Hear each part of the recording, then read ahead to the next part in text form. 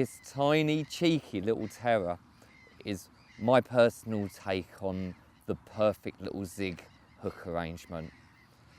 It's got a size 10 mugger hook and a tiny little bit of black foam flecked off with a piece of Enterprise bloodworm just slid up the hook link and over the eye.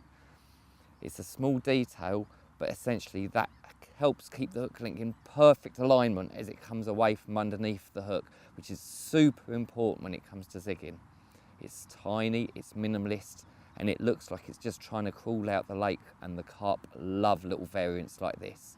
I'll quickly talk you through the presentation because it's lovely, fine, refined, and a deadly fish catcher.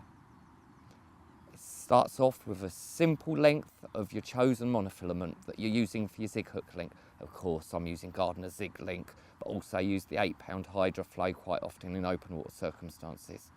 Both lovely clear monos with just the right feel. Just simply start off tying a very small loop in the end.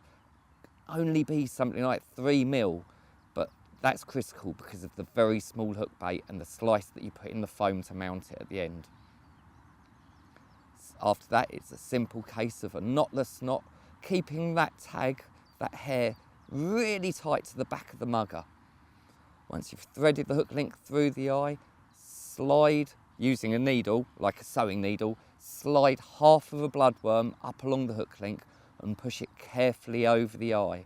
Might take a little bit of fettling because they're rubbery and they like to get caught a little bit on the whippings, but once you've got in place and pulled so that it sits straight, you end up with a beautiful presentation that keeps the foam exactly in place on the back of the hook.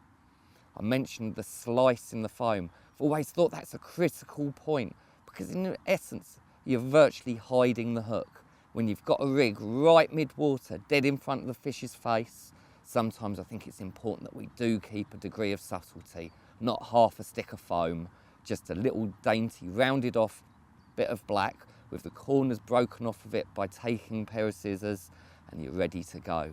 That will catch fish on zigs on any lake.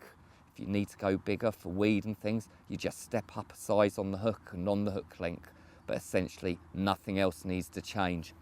This, my son, is the kiddie.